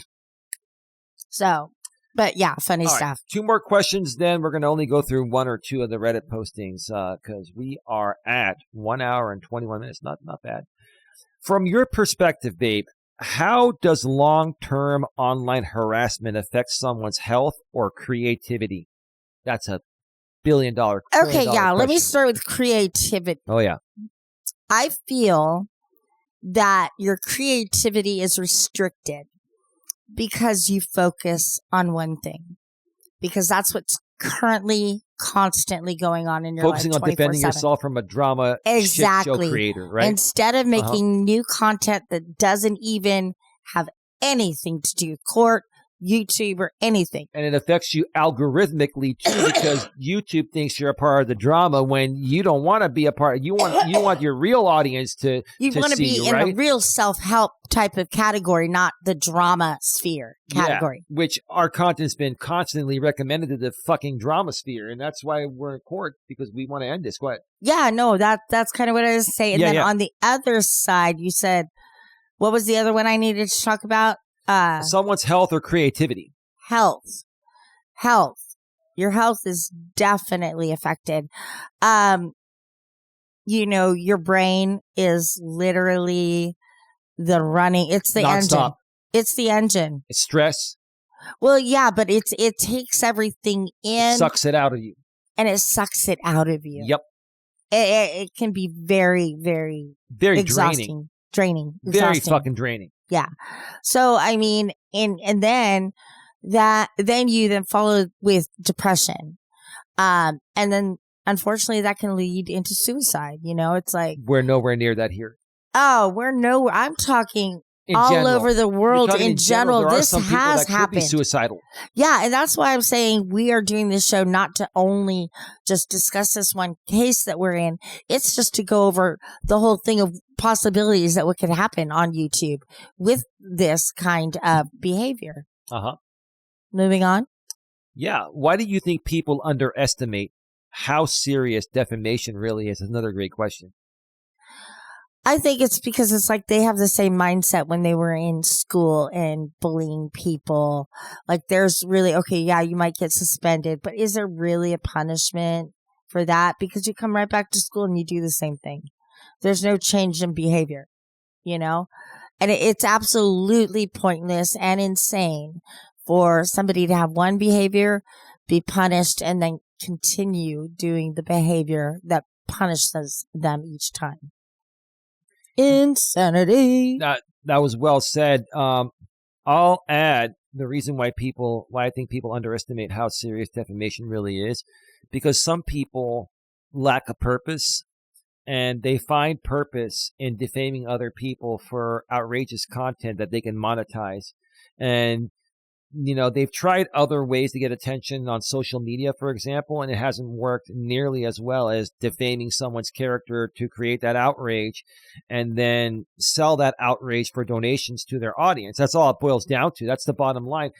If social media could not be monetized, if there was no way to make money doing this, it wouldn't happen. The clear motivating factor is dollars. Bottom line. That's all it boils down to. Everything in life boils down to money. Well, yes, you need money to survive. Like I was telling you before we started recording this, which is what I'm trying to say. I was going to say before we went on the air, but we're not live. Yeah. I'm used to being live, and this is a pre-recorded podcast. Before we started recording the podcast, I was telling you, yes, everyone wants to make money and be successful based on what they love doing. But your purpose is not based on money. Your purpose is based on, what you were meant to be, how you were meant to help people, etc. You have to love what you do first, not for the money, but for the concept, before you can truly start to monetize it for the right reasons, in my opinion. That's the way I've always looked at it. And An example of that is I watch my cooking shows, and people ask, like Gordon Ramsay, what advice would you give me in my career? He said, the first thing I'll tell you is don't go work anywhere for the money. Forget about the money. Find what you love. Go do what you love. Start at the bottom and work your way up. And then you're going to become the best chef you can ever be. And a lot of that comes with a lot of humility. Right. It's a great lesson to teach somebody. You're absolutely right, babe. You're absolutely right. Ready for the final question? I have nothing more to add to that. That was well said. If someone's partner, this is a real good one. If someone's partner were going through this, what's one thing you'd tell them? Contact us and let's talk on the phone for about 5 hours so we can No. help you figure it out. Go ahead. No. I mean, say that again. If someone's partner were going through this, what's one thing you'd tell them? Someone's partner, like let's say your best friend's boyfriend was going through this. Keep going. Push through it. You're better than them, and one day you'll be recognized for that. Okay. And every door that shuts, there's another one that opens. This is what I would say. That's a good answer. It depends on how severe it is. Sometimes people will make 1 or 2 or 3 pieces of content on you. They'll defame you. They'll make some money off you, but then they'll back off, and it won't really affect you. What really affects you is when someone does it long term. And they get the attention and audience. Right. If you do it 2 or 3 times, you might not get a good gathering to support that. And they've created, like I said initially, until I started taking things down a few years ago, there was so much content on me out there that would have still been out there today, where people can search and, see defamatory stuff that comes off sounding believable. That's how they make it sound. Yeah. Right? And like I said, even your friend, when we first started going out, they were seeing content from this guy I'm suing now. Your best friend saw content and told her that you need to watch yourself from this Eli guy. Yeah, That when she said that, and it clearly showed how much this guy's defamatory videos and live streams were affecting me in the real world, that was a huge fucking eye opener.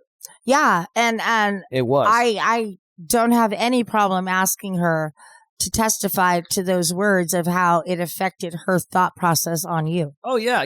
I mean, it's probably out of the realm of time, but just so people know, the fact that when I started dating you, the fact that they had defamed you so much and lied about your character, that my friends were leery of me even meeting you. A couple of them, there are 2 of them that if we end up going to trial, I don't think this is going to go to trial. I'm going to just put it out there and confidently say, based on the position that we're in, that I think this guy will capitulate and he will want to settle. Again, either way, I'm ready to go to the hearing, the anti-SLAPP motion to dismiss hearing. I'm ready to go into discovery. I'm ready to go into mediation. I'm ready to go to trial in front of a jury. I've requested a trial by jury. And if you, in my opinion, you talk to an attorney, but in my opinion, if you're going to sue someone civilly, you want a jury trial. You want a jury trial because the jury is going to be a little more sympathetic on their decisions. And, you know, I'm not saying a judge won't be sympathetic, but a jury is going to be more sympathetic naturally. You want to put you're going to get 12 or 10 people or something that are going to relate. A jury of your peers, yeah. Yeah, well, even I'm saying even 10 that are going to relate versus the one judge who has to be completely biased. Correct. And that's her part. And so when you've got the jury and they can pull at certain situations like heartstrings that they've gone through and they can relate to you. You know, it gives more opportunities for relatable situations. Absolutely. Yeah. Well said. All right. So you're good to go another 30 minutes, right? You're good right now? I'm going to break and then go. Yeah. All right. Let's take another break and then we're going to go through one or two Reddit postings. Okay. Yeah. I'm turning up the camera. All right. So Don's going to take a second break. An hour and a half. That was great. We had a great monologue and had a lot of great questions to ask Don. Okay, just to remind you all one more time, if you're listening to us on the audio-only podcast network, such as Apple, Spotify, Amazon Music, and my lady's favorite, iHeartRadio. Amazon has Audible as well. And YouTube's music as well as, you know, the regular YouTube channel. I'll get to that in a bit. Or if you're listening to us on the unknown audio-only podcast network on an unknown, company that distributes podcast feeds, and you want to watch the video version on our YouTube channel, go to the description section of wherever you're listening to this audio-only, and click the link there. It'll take you back to our main channel, GNA, Genuine Personal Development. It stands for, GNA stands for Genuine Networking Association. When you go there, subscribe, bang the bell, select the notification so you don't miss anything. And then go below that description section of that week's podcast episode within the YouTube video description section. A couple lines down, you'll see the link to our secondary YouTube channel, GNA2, Genuine Live Personal Development, where I go live, if not every day, almost every day. Lately, I've been taking a couple of days off a week. Some things have come up, and I just didn't get a chance to walk. But I typically will walk at least 4 or 5 days a week. Most of the time, you know, I walk 6 to 7 days a week. I'll walk like 25 or 26 out of the 30 days out of the month. Usually, sometimes all of them. It just depends. Make sure you subscribe, bang the bell, and select the notifications while you're there on GNA2. Because again, you know, we do live streams there regularly. I do Walking with Purpose streams where we have a formal topic, but we also have an informal chat where we can answer any of your questions. And then we also do some in-studio live streams, and sometimes Don will join me on an in-studio stream or a walking stream. Sometimes Don and I will do On the Couch with Don and Eli from our mobile phones. Just connect with us on both channels, and then you'll be able to keep in touch with us, you know, and you'll be able to watch us in video format instead of just listening to our podcast audio only. You can hear and see our entire library of content, and you can participate with us.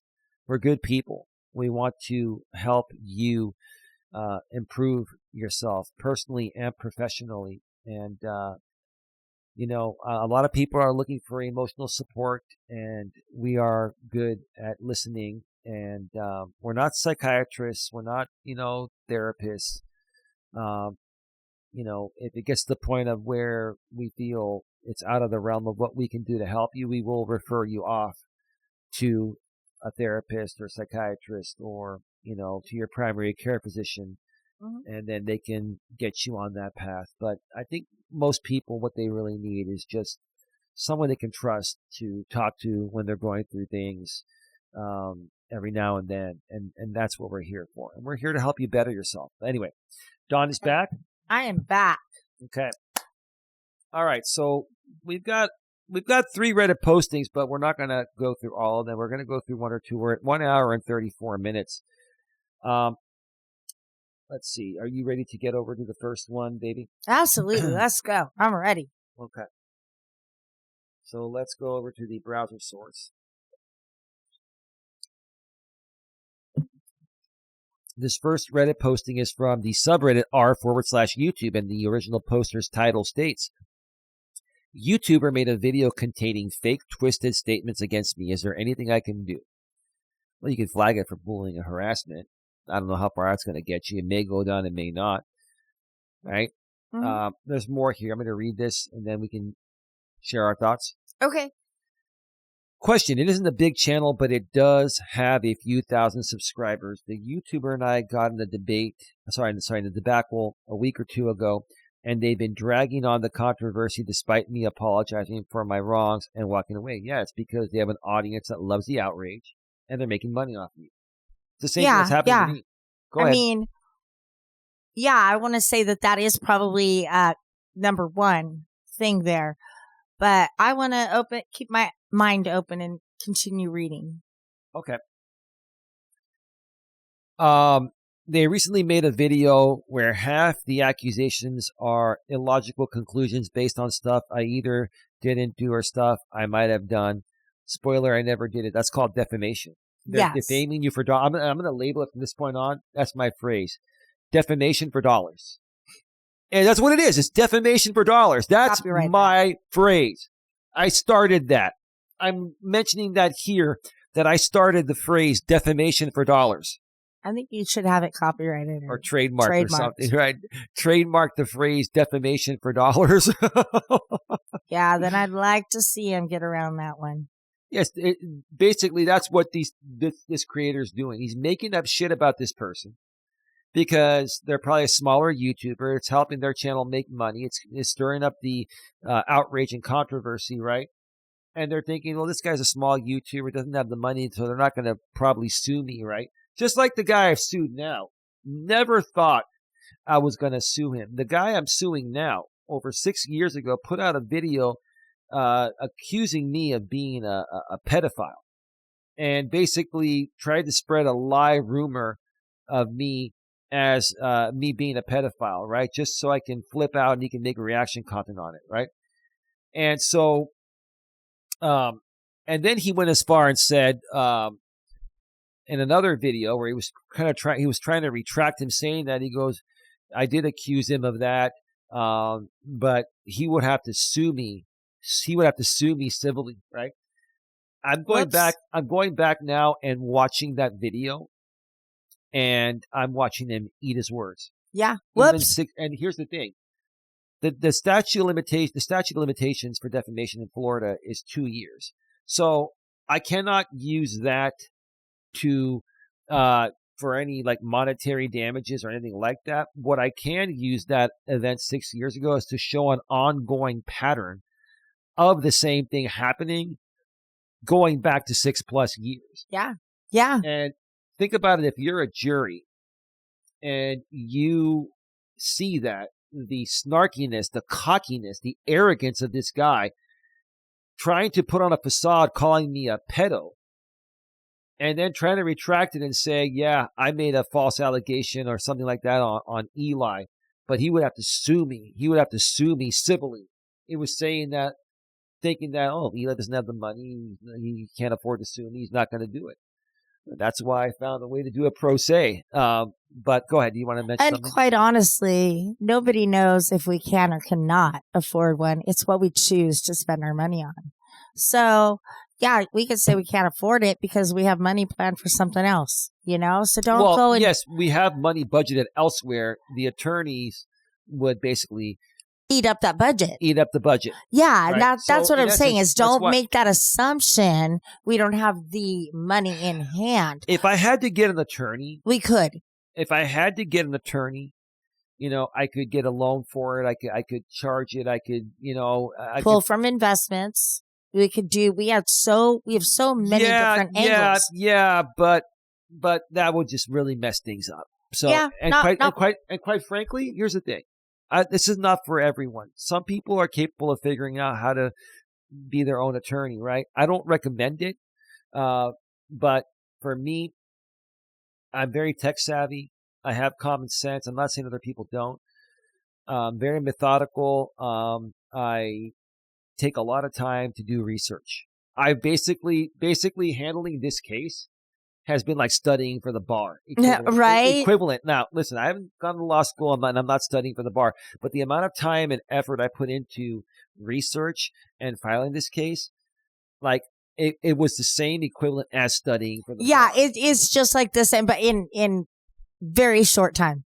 Like, you know, obviously like you go to law time. school. Like in a month's time. Yeah. Once I decided I was going to file this thing, it took me 5 weeks to prepare for it and make sure I did everything right. And then I filed a 344-page complaint with 47 exhibits. And even then, you had to amend some things and work through that. A few things, and I got that taken care of. And I've had many other filings to respond to that the defendant has put out. And then even a non-party from his group tried to intervene in the case without requesting permission, known as leave from the court.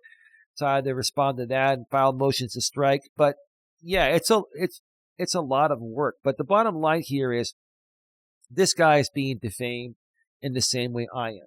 Yes. But let's see how far this goes. The other half is stuff that I either apologize for the initial cause of the drama or otherwise holds little ground.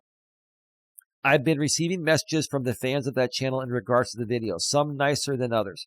Obviously, I'm not making a full-blown response because then I know the drama would be dragged on further. That's true. That is absolutely true. They might drag it on whether you respond or not. If their audience is engaged and if they can make up lies about you, defamatory, and keep making money, and that's exactly what this guy has done to me. Yeah, and don't get me wrong. Sometimes it can be very hard not to respond.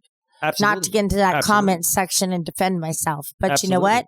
Who am I defending myself against? Right. A bunch of people I don't even fucking know. Or care to know. Yeah, it is my best bet to just report the video and hope for the best. Yeah. Or is there a faster way to get it taken down? Well, if you use your content, you can file a copyright takedown. But then if he's doing fair use, that's going to be his argument. He may file a counter notification, and then you may have to sue him in court. And if he's using just small clips and then just talking about you, then he might win the fair use argument on that. If this is one instance, let it go. If this becomes an ongoing pattern of defamation or harassment, you can file for a restraining order in your state. You can file a civil case, but this is not at that level. If this was initially just happening to me and it stopped, then there'd be no need for a case. But let's see what happens here. Consider how severe some of the allegations are. I got accused of asking for CP, that is pornography of kids. Okay. That's why he put CP. That's a pretty serious accusation. That's the same thing as calling me a pedo almost, but without the pornography aspect. Yeah. I mean, even like we all know it's just simply pedophile, but the way you classify things makes it sound even fucking worse. So this dude is lying, calling this guy, saying that he's been accused of asking for CP to outrage the audience. And you see how they do it? This is clearly defamatory. It's absolutely defamatory. It's like they got the dictionary, looked up the definition of defamatory, and then did that. Yep. And I'm banned from this community because I was sharing my video links. I shared them a couple times, and I didn't realize they had that rule, and so I'm banned. I didn't do anything bad, but it's okay. I still like the community, but I got accused of asking for CP. The YouTuber really threw every possible negative idea into one section. I'd rather it be removed sooner rather than later. Thank you. Well, I mean, you can file a hateful and abusive content or bullying and harassment. It's a crapshoot. It may go down. It may not. A lot of times those videos don't go down. But if he keeps going, your best bet is to file a defamation suit. I mean, I would send him a cease and desist. And if he doesn't take the cease and desist seriously, because years ago I sent this same guy a cease and desist, and he basically threw in his kitty litter. And so He kept on going years later, and finally I had enough. He pushed it way too far, and now we're in court. Ultimately, if they keep going, you go to court. I'd try to ignore it. If he keeps going, send him a cease and desist. If they keep going after that, you got to go to court. That's it. Since suing someone for defamation costs between a few thousand dollars to potentially a few tens of thousands of dollars, unless you can afford to throw away money like that, it is better just to ignore them. There's no real world damage it can do to you if you pay no attention. That is not true. That's not true, because like I said at the beginning of this, the defamatory action is still out there, and anybody can see it. Your future employers, your family members, your friends, your current girlfriends, boyfriends, yeah, their friends can see it. My kids could see it. Everybody could see it, and it's like that changes the whole thing. Absolutely changes the whole aspect of it. Let the kids Twitter amongst themselves and get on with your life. They are making their own life more toxic. You don't have to. If they stop, you ignore it. If they do it once or twice, and even if they make a little money, you can let that go. But if they keep doing it and they start exploiting you, that's when you have to. Yeah, they're taking what Twitter was kind of invented for and taking it out of control. It was sort of developed to be educated on both sides of the platforms of everything, Absolutely. And then it's up to you to follow what you want. And if that's hateful, then I'm sorry for you. I really am. Absolutely. Wise Advert says it is a good thing that this drama hasn't reached those. I am getting death threats. My friends and relatives are also getting harassed levels. If you're getting death threats, you've got to file a harassment order. Unless it's a sock account making death threats, you can't do anything about it. You can't identify them. If you can identify someone making death threats to you, that is a guaranteed harassment/stalking order. And I would definitely then be consulting an attorney. Absolutely. That would be a case that I would not have to even think twice about, because those are easy to file. The stalking harassment orders, they're easy to file pro se.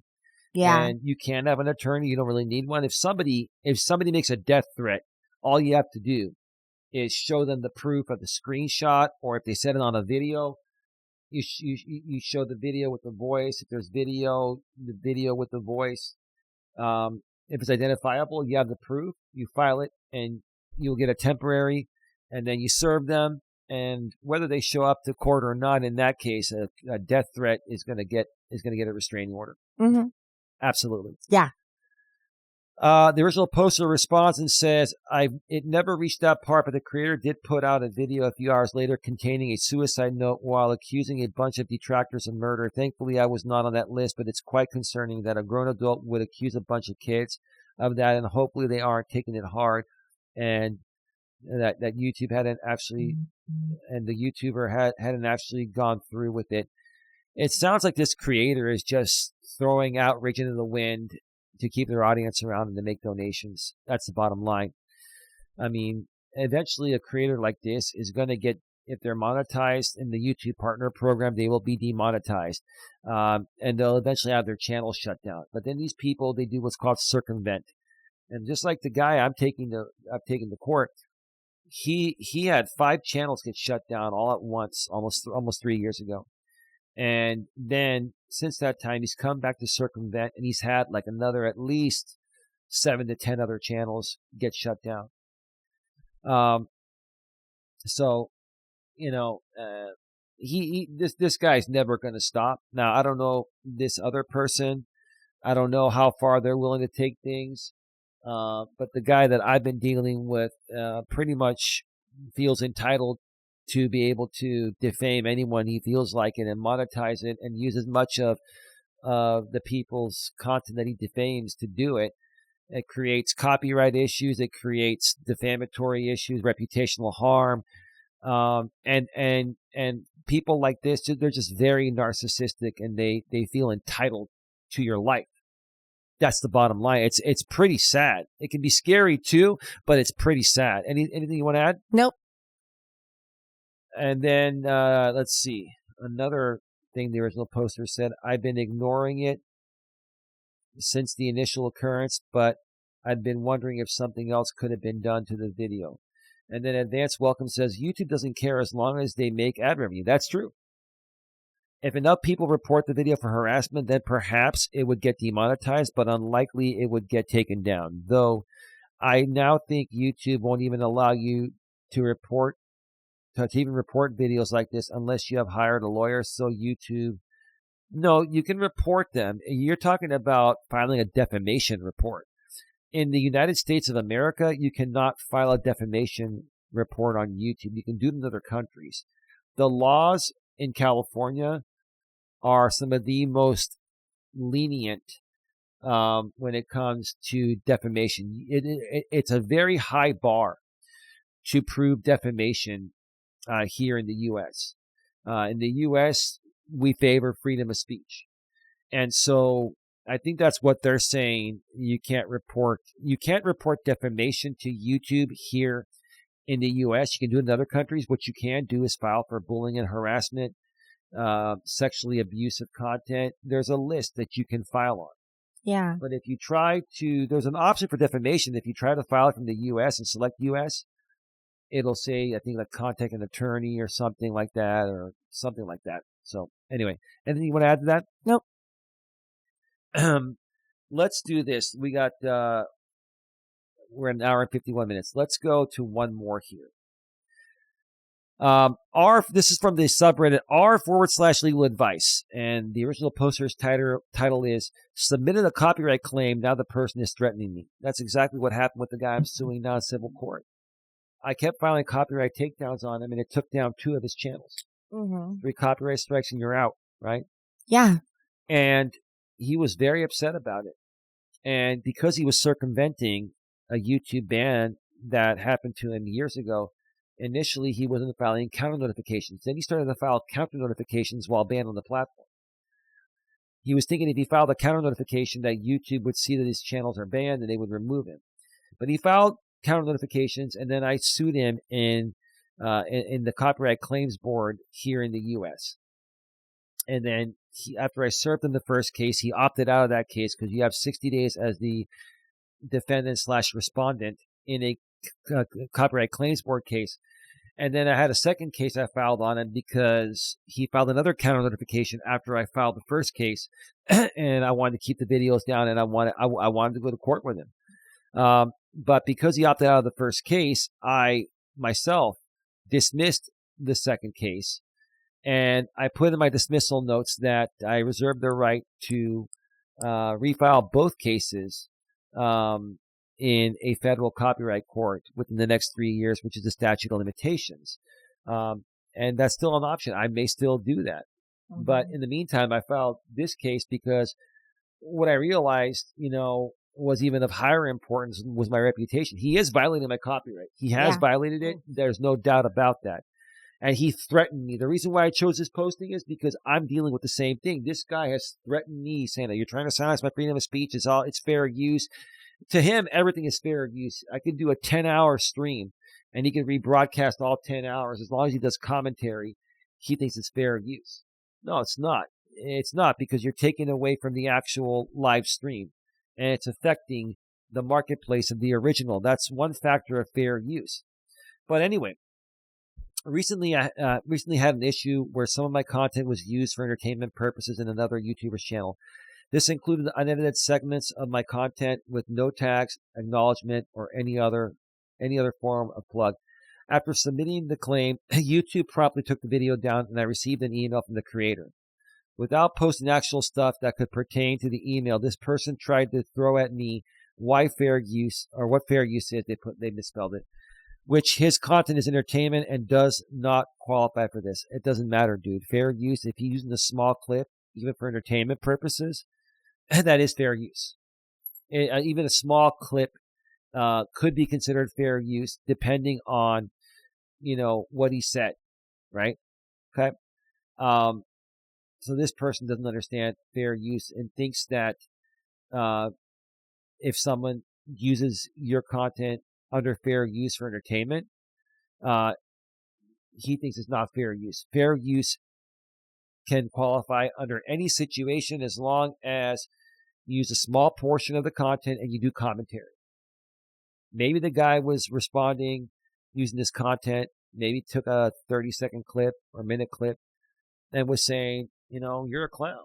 And there's nothing wrong with that. I mean, if he's not defaming you, there's nothing wrong with that. Yeah, but there's a difference between just calling somebody a clown and then making a freaking picture of them looking like a clown. Or putting a rainbow penis in their mouth. Not only that, but they have literally put clown face on you. And you know what? That's something that could be questionable. Now, if they're using my professional image that's copyrighted and they deface that, that's defacing a copyrighted professional image. And that causes reputational harm and stuff. But anyway, let's continue here. Let's see. This person then proceeded to say it is a false claim. That's what they all say. They say you fraudulently took my video down. No, that's your opinion. And if I do not remove it, then they will use their platform to expose my illegal behavior and give their viewers the full story. We'll let them do that. Let them talk. As long as they're not defaming you, let them talk. If they defame you, now you're looking at bullying, harassment. You're looking at defamation of character, right? Yeah. Your content is your content. You own it. You have the right to protect it.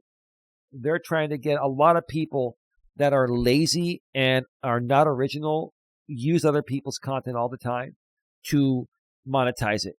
Mm-hmm. Okay. You have the right to protect your content. Even if they use a small clip, you can still file copyright and YouTube will take it down. The thing is, if they file a counter notification and you sue them in court, if the court believes that it's fair use, you're going to lose the case. Mm-hmm. But as far as you filing copyright takedown notices, you can file one on anything that's used. Okay. It's up to the court of law to decide what's fair use and what's not. And YouTube is just like an intermediary between they're a third party intermediary, meaning that, hey, if someone is using your copyrighted content, and you file a proper Digital Millennium Copyright Act, DMCA copyright takedown, YouTube has to take it down as long as it's properly filed. Mm-hmm. Then the rest of it, the guy can file a counter notification saying it's fair use, and YouTube will accept that. And then YouTube will then come back to the original filer and say, you now have 10 business days to file a lawsuit, or the content will be reinstated. And that's how a lot of people get away with using your content is they'll just file a counter notification. This guy that ended up suing in the Copyright Claims Board and now suing in civil court. Initially, he was filing counter notifications saying that's the way to correct it all. You can file a copyright takedown. I'll file a counter notification and you're not going to sue me. And so the content will come right back. See, that's the system these people were playing, including this guy. When I started filing the lawsuits, that's where everything shifted. So it all depends on how far people are abusing your content and defaming your character. If they do it once or twice, you ignore it, they let it go. Hey, no harm, no foul. If it's an ongoing pattern for years like me, you gotta protect yourself. Anything else you want to add to that? No. Let's see. They also proceeded to say that if I remove this fraudulent claim as fast as possible, they would consider giving me a cut of the revenue from the video. Well, I would ask them for the cut of the revenue first. I would say, okay, I'll tell you what, you send me this amount of money. You show me your analytics, show me what you made, split it in half with me, and now I'll retract it. But do not retract it before getting that money. Or maybe you guys, sign like an email contract or something. You figure it out. Okay. But if you're going to make a deal with that, get the money first. Yeah. I mean, come on. You never do any transaction without getting money first. Yeah, never, ever agree to any settlement agreement without getting the money first. The agreement is pending receipt of money. And here's the thing. If you're going to get money from these creators, the only thing you should ever accept is a certified check or money order. Do not accept any payment from any, PayPal or Cash App, or any bank, because they can dispute that. Once they send it to you and you retract, they can dispute that. You ask them for a certified check or money order. Once they buy that certified check or money order and send it to you, anyone can cash it. They cannot retract that. You've got to cut these people's games off, because this guy that I'm in court with knows every game in the book, and he will play every game in the book to try to save his ass because he feels he's entitled to everything. But go ahead. Anything else you want to add? Nope. Let's see. Which I don't really care about compared to the threats. Okay, well, if he's offering you money, and you want to take the money and let him keep it up. If you don't want him using your content, and it's not fair use, then, you can fight it, but he can also fight it too.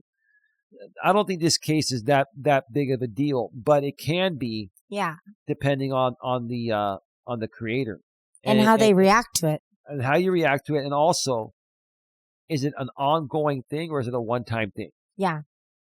If they continuously keep using your content and they make you the target of their harassment and for profit, that's where it becomes an issue. Yeah.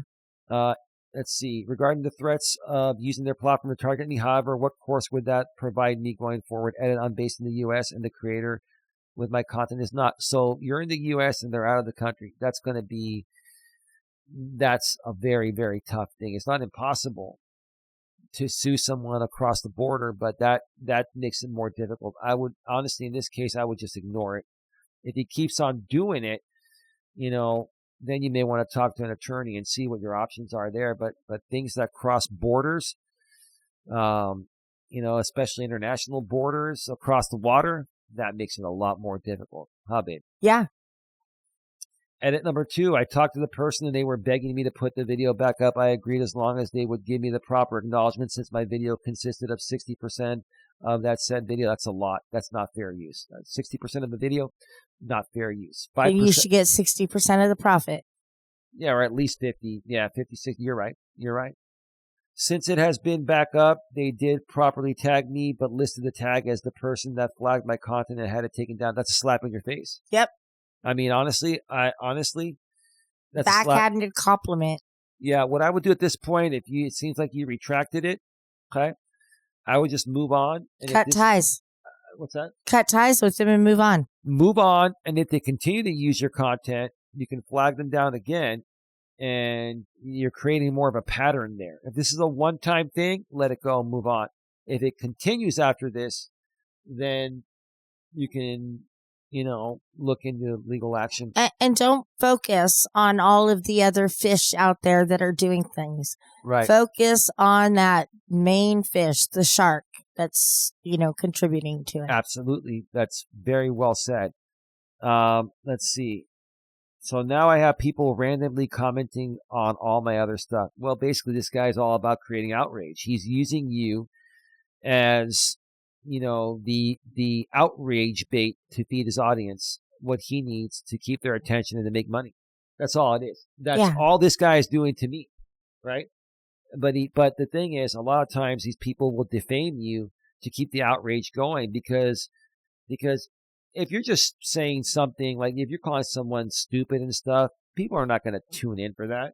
But if you say, "Oh, Eli's a pedo," or "Eli embezzled money," or Eli abuses his girlfriend. Right. These are all criminal acts. A lot of these creators, they state criminal acts as facts that are not true to get their audience in there. And then their audience actually believes that. And then other people actually believe that because they amplify it to that level. Mm-hmm. And that's why I've taken action. I don't think we're at this point yet with this person. It doesn't bother me. But my only fear is dealing with the potential of being swatted over this stupid stuff. You're probably not going to get swatted, dude. You're not a big YouTuber. It doesn't sound like you're doing a lot of streams and stuff. I have kids and would not like to deal with that. I also have all their information as well. Some people are awful. And I think in this case, unless it escalates, I'd let it go. Yeah, and you know what? Sometimes you got to think about, if you do have young children, is this really the proper place for you to be, in the proper avenue you should be doing to make money? Because even if you're not using your kids to make money, you are exploiting them. Absolutely. Absolutely. All right.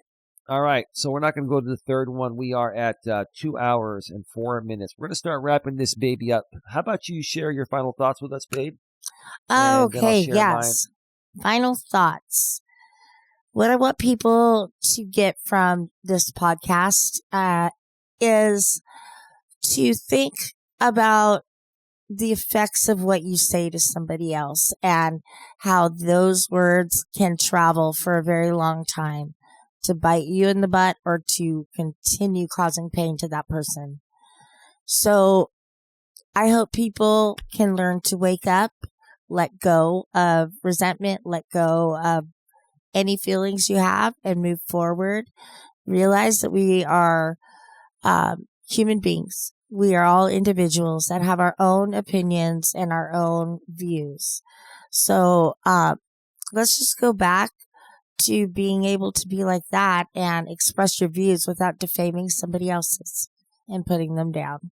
Absolutely. You're right about that, babe. I'm going to add that basically what this boils down to is people creating intentional outrage for profit, defamation for dollars.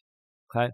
And a lot of intentional outrage involves defamatory statements because, like I said earlier, if a creator, were to just talk about me every now and then and say, oh, Eli's a piece of shit. Oh, Eli is trash. I mean, yes, those are not nice things to say, but they're not defamatory. Those are protected speech opinions, right?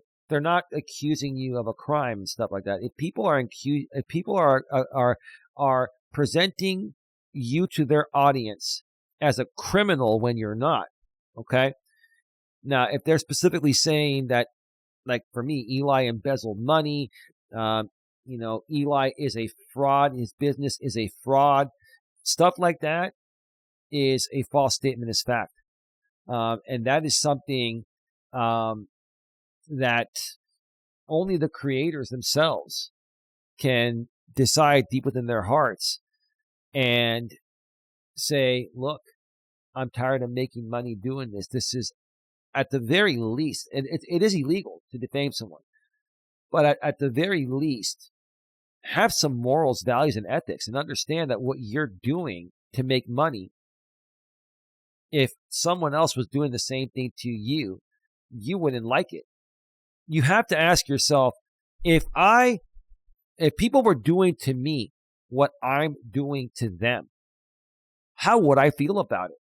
I asked this guy out there, right? We're in a civil case, and I'm not mentioning his name, but I can come out and say, if I was doing to you what you're doing to me and made all this money using your name and likeness and all that stuff and defaming your character, he wouldn't tolerate that. Yeah. He wouldn't. Mm-hmm.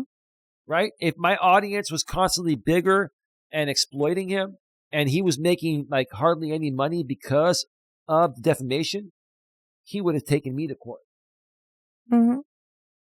And that's the thing. The thing is, we've got to get to a place here where there's a lot more morality happening on the internet. Mm-hmm. Because a lot of these people are saying, these creators are really nice people. This is just their online persona. I don't give a fuck if they're truly nice people in the real world. What they're doing online is affecting my reputation, other people's reputation. It's costing us time and money and all this stuff, right? Mm-hmm. Would they like us doing to them what they're doing to us? They should ask themselves that question. Right? Right? Mm-hmm. Right? Tell me I'm wrong. Yeah, I mean, we go back to the golden rule: do unto others as you would want them to do unto you. Exactly. So that's my closing statement there. All right, baby, are you ready to start to wrap it up? Let me know. I am absolutely ready to wrap it up. All right, it is time to start wrapping things up. All right. You've been listening to the Don and Eli Take on the World podcast, and this has been episode number 32. And the title of the show has been How Online Defamation Has Hurt Us Once Again. Episode number 32 of the Don and Eli Take on the World podcast. was how online defamation has hurt us. Now, baby, if they are listening to us throughout the entire audio-only podcast network, such as Apple, Spotify, your very favorite, iHeartRadio, or Amazon Music, or Amazon Audible, or even YouTube Music, or any one of the many other not as popular or not as well-known audio-only podcast networks, if they go below in the description section of where they're listening to this audio-only, they'll see a link there to the video version of that particular podcast. Same thing, just adding the video on top of the audio. We actually rip the audio from the video version, and then we upload it to the audio-only podcast network. So click the link there. That'll take you to our main channel, GNA, Genuine Personal Development. GNA is short for Genuine Networking Association, our organization. Personal development, self-improvement, self-help, right? When you go there, subscribe, bang the bell, and select the notifications so you don't miss anything. And then in the description section of that video, a couple lines down is the link to our secondary channel, GNA2, Genuine Live Personal Development, where we do like daily live streams or almost daily live streams, Walking with Purpose streams, sometimes in studio live streams or on the couch streams, and sometimes Dawn joins me. That's GNA2, Genuine Live Personal Development. Subscribe, bang the bell, and select the notification so you don't miss anything. With that being said, it's time to go. Have a good one, baby. Take care. And as always, what, baby? Be good to what? Be good to each other, right? Be good. Be good to each other.